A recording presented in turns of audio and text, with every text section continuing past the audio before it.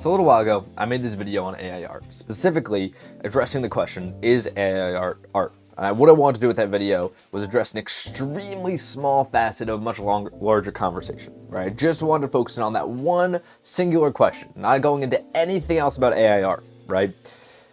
I'm gonna do an update to that video later, probably in the next couple days, because I think it's something I want to do an update on for sure, right? I'll also say that I believe many of you might be here from that video, as it did relatively well for, my normal video.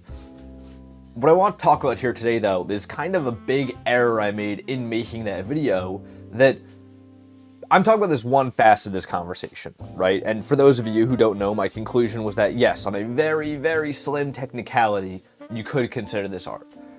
So many people were coming to this video, though, not knowing about my worldview on art. And obviously, to an extent, I gotta be like, I can't control that. People are going to come watch things, and they're gonna make up their own mind about them.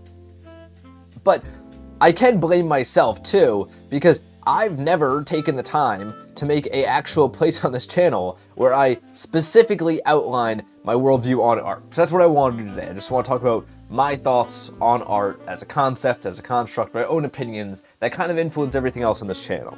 For those of you that watch this channel consistently, that are tuning into Paint & Talk, weekly or even daily, thank you very much, by the way, this is probably gonna be fairly repetitive to you. I'm sorry. This is definitely a little bit more addressing some ground rules for the channel, and I think that's something a little weird to do 155 videos in, but it's something I think is important because, in the future, I do want people to have a place they can go of like, okay, this is where this guy's coming from. This is what he thinks, and I can look at everything else he does in this context. I think that's important, and honestly, maybe just for myself. Maybe that's why I'm doing this. I don't know.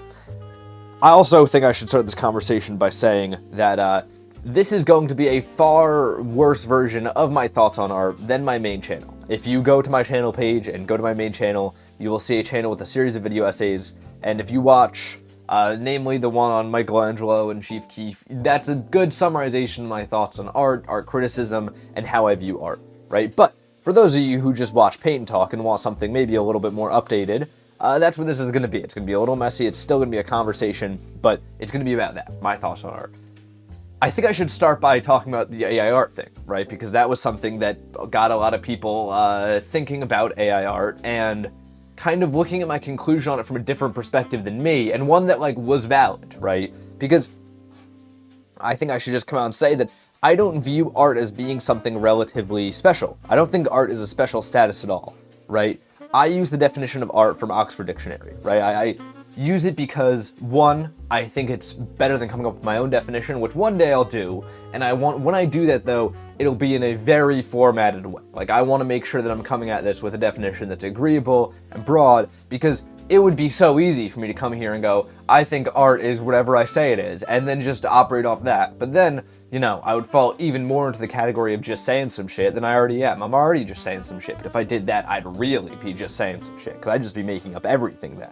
And I don't think that's very good. Maybe it'd be more fun for me, and maybe it'd make it so I could just kind of more, say whatever I wanted. But I think for the people watching, I think that'd be bad. I think that'd be a really bad thing. So I use the Oxford definition because it's the most widespread, and I also think it's good. It's broad, it's agreeable. For context, it's the expression or application of human creative skill and or imagination, right? I think that's good because it's so broad, and it allows you to just open the doors to anything. So many definitions of art will either say no, only paintings are art, and music and song. So many definitions do that, and I think that, if we were doing this in the year 1800, that'd really work. But with modern art, contemporary art, digital art, all these different things, it's really useful to have a broad definition. It's scary to try and loop things in, because I think you end up having a super conservative view on art then. And I don't mean conservative in any sort of political sense, I mean conservative in terms of you start discounting mediums, and I think that's a slippery slope to go down. So with that, though, that has a huge implication. When I look at that and use that as my definition for what I believe art is, that has a really crazy implication that everything pretty much is art. And then this is one of the big criticisms of that definition, right? That when you have that as your definition, yeah, of course everything is going to be art, because you literally, all you have to do that is just express a little bit of emotion in anything you do. And to that I say yes. I do believe everything is art. And I don't believe everything is art because of that definition. I didn't agree to that definition, then go, okay, I guess I have to assume everything is art, even though yes, it is a byproduct of it. I think everything is art because I've always believed that. I've always thought that everything was art. This is a perspective I have that is perhaps like the most, I guess, radical perspective on art that a lot of people are going to disagree with. I believe that everything around us, made by humans, is art. I don't view art as a special status because of this reason. I think that just as, what we call trees and grass plants, we call, humans and dogs and cats animals, we can call everything we make art. I think it's almost like a third level of categorization that way, and that's just what I believe. And this is, I will say, as much as something that I put a lot of thought into, still at the end of the day, an opinion. I'm not going to sit here and act like if you disagree on that level, you're going to disagree with a lot of what I say about art. And that's why I want to do this. That's why I'm making this video, because I want you to know in future videos, if you're watching like this guy is a little bit of an idiot, then you'll know, okay, it's coming at it from this perspective, and you can kind of use that to gauge how much you want to listen to things I'm saying.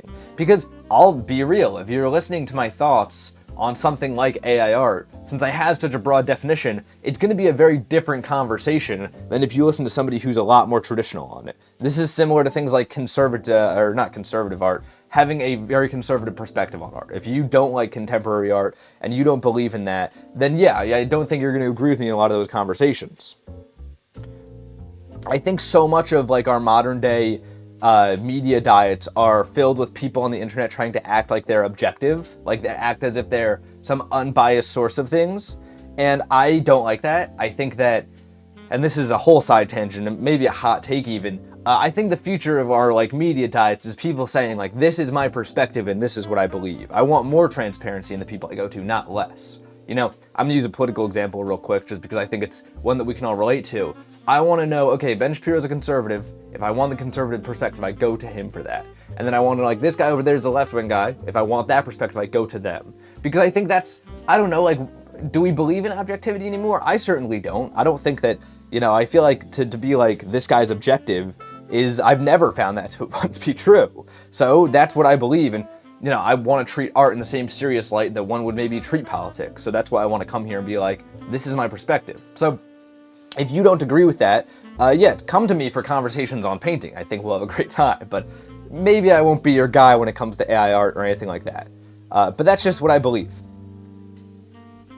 So, moving past that, right, I've established I think everything is art. I've established I think art is just this big, sweeping third category. What are the implications of that? I think that it's something that's that's kind of the fork here, that half of you will be listening to this going I don't agree with this at all.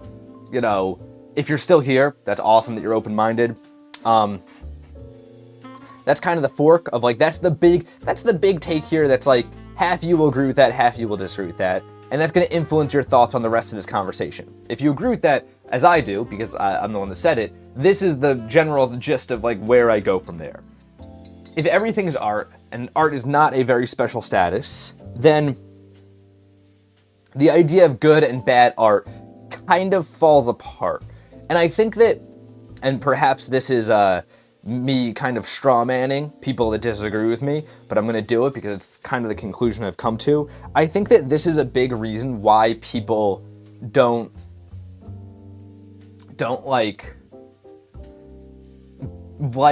not so much that they don't agree with the idea that everything is art, but maybe they don't want to agree with the idea of everything is art. Because one of the inherent implications of that is that good and bad art don't really exist. For an example, when people look at something and I don't mean in this bad art in terms of oh, that's ugly, right? Because that's all subjective. That's always been subjective, and all of us can agree on that, right? I think very few people would say that beauty is something that's oh, it's an objective thing, right? Bad art in terms of a lot of people will go okay, AI art is a great example. It's bad art in terms of it's bad for society. It's fundamentally immoral art. If you say that all art is bad, then you're kind of going it doesn't work if everything is art. Because if that's just a status we give things, similar to this, right? I think you would much rather be in a room with a cute dog right now than a saber-toothed tiger. Are those even still around? Let's say they are, though. They're cool. I think you'd much rather be in the room with a cute dog than that. Just because maybe, you know, this saber-toothed tiger can hurt you, or you don't like it, or you would not want to be around it, doesn't make it any less of an animal, just like how things like AI art having some bad implications doesn't make it any less art. A lot of people want to believe that art is like this fundamentally good thing. Like if you call something art, it is going to be nice. It's going to be, you know, have traits associated with it that are awesome traits. Beauty, prestige, like luxurious, you know, all these things we put alongside art. And I think that's because that's what society has told us art is versus like what I believe art to actually be if you look further into the definition. What we colloquially refer to as art, of course, still needs to be addressed here. I'm not going to sit here and be like, oh, like when I'm talking to the average guy on the street and he says art, I believe he means like this super broad definition. No, I understand they mean paintings and songs and sculptures, all these things, right? And I think it's important to still address that. That's another reason why I want to make this video, is because sometimes I forget to address that. Like, and I'll just refer to art thinking everybody knows what I mean. And that's like a big gap in what I do here, because people will be like, oh, so this guy's just dumb. It's like, no, we just have different definitions. I forgot to state that. And that's, of course, on me. I'm not trying to say that, you know, I think I'm a big supporter in the idea that like anything an audience misunderstands is not because an audience is dumb, but rather because I've done a bad job at explaining it. That's something I've always believed and will continue to believe. Another side tangent there that I just went on. But I do believe everything is art. I don't think you can quantify something as being good or bad, right? It's still art. Art can be bad. Art can be immoral. For an example, war is technically art. It's a human creation. That is art. 100%. If you are to, another great example of it is, if you were to go into a lab right now and like engineer some disease or something like that. I don't know if science can actually do this. I think they can. I don't know 100%. But let's say like in the future, in some futuristic realm, somebody makes a disease, a bioweapon, a weapon of war. I think these exist. No, these definitely exist. That is art. Technically, that is a human creation. Yes, you're using science to make it, but you're making creative decisions, even down to the naming of it, the way it looks, the way you're going to disperse it. These things are all art. This is technically, you know, in some weird way, we could call biochemical engineering an art form. That doesn't mean that it's good. That's obviously a bad thing. Art can be bad things, and it very often is. Weapons. Weapons are art. You use them to do terrible things, but they're still art. So calling something art is not at all an endorsement of that thing. And I think that's a very important distinction to make, because we want art to be good. But I think it's okay to say art has bad things. I think, and this is why where like my perspective on this stuff comes to be at times way too postmodern to even like discuss, and I find it annoying. And I think it's one of the gaps in my perspectives that's too broad sometimes, perhaps. And I think like, I don't know, I just think when you remove any sort of objectivity from things, it makes it hard to discuss, and I think that's one of the big gaps in my perspective. But I don't see any way in which you could be like, art is all good or all bad. Another thing I don't believe in is high art and low art. Something that I'll often see people say, like, somebody did this on my video on minimalism, right? They were like, logos are not art in the same way that anything else is. Like, logos are just something you make to market things. That's just wrong. Like, logos are 100% still art. And as a graphic designer, like, I'm very comfortable going like, no, logos are art. You cannot say that. That's just objectively, I would say, wrong, right? I guess I was an oxymoron to say objectively, I would say, but I will die on that hill. I think logos are art. But it does speak to something that we want to make these distinctions between high and low art. We want to go, logos are not art in the same way that paintings and things are. And I think it's important here to take some historical context into why we think this. Why do we think paintings and sculptures and symphonies are the highest forms of art? Because historically, hundreds and hundreds of years ago, the elites who controlled everything in society back then, because people couldn't read, they couldn't write, said, this is the important stuff. This is what will drive our culture. And thus it did. That's where we get our conception of the higher arts from, right? It comes as a mechanism of these hierarchies in society. And with that, you have to understand that like there's an alternate timeline out there in which the elites back then were like, we think spoons and chairs and, lampposts are high art. And that is what will drive society. And right now, because, you know, I'm 100% still subject to the conceptions that society has made, I'm in pounding out spoons with a hammer talking to you all. Like, that is a very real possibility of an alternate timeline.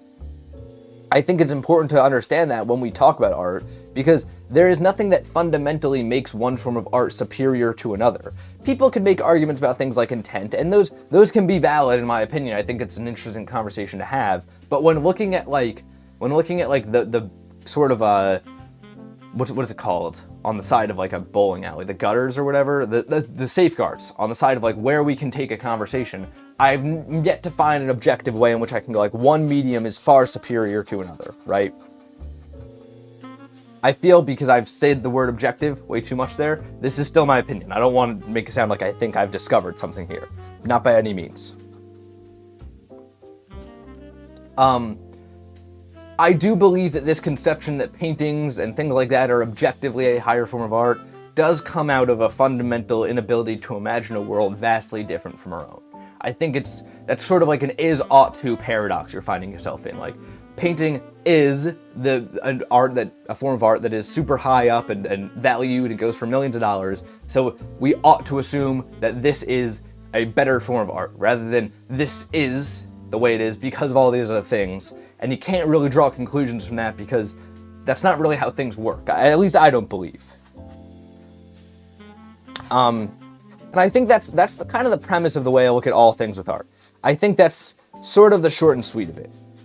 I think I want to caveat this whole conversation with one thing that some of you might have realized and probably already commented by now. A lot of my opinions on art don't come from what I know about art, but rather an admittance of how little I can know, right? Because I think, like, there's a few things that we can cover here that, like, are just true, right? Like, human creation is art. Art can be good and bad. Like, that's a relatively, like, those are two things that we've said here that are, like, fairly, you know, hard to dispute in a lot of ways. And unless you disagree with the definition, which is a whole different conversation that someday needs to be had, I think, because that will influence everything. Extrapolating from that definition, that all human creation is art, I think all it really does is open up the way we can look at these things rather than close them off. And that's why I love art, because we can have these conversations of going like, okay, what does this mean? What do we want to extrapolate from that and take things from there? Because the door is so open. There is such a broad spectrum of things you can take from art and how you can look at it. And that's what I love about art from my view. Some of you have a vastly different view on art than me, and that's awesome. And those are the people I want here, because I want these different perspectives clashing. I don't want to, going back to the political example of like right-winger, I know this guy's a right-winger, I'll go to him for that source, and then I'll go to the left-winger for that source of like, I want to know these perspectives. One thing I don't like about that, of people, going to these people with their different biases, is that everything's becoming so much more echo chambery. And I think, as much as we know what people's biases are, the byproduct of that has not in any way been going like, okay, I'm gonna have a more open mind. It's gonna be like, I know this guy's a right-winger and I'm a right-winger, so I'm only gonna watch that. Or I know this guy's a left-winger and I'm a left-winger, so I'm only gonna watch this. That happens far too much, and I don't like that. I want this conversation to, hopefully, if I've done a good job here, end up in people going, I vastly disagree with your perspective, but now I know where you're coming from, and I can better articulate why I disagree, and more conversation can foster, not less. That's my goal here, and I don't know.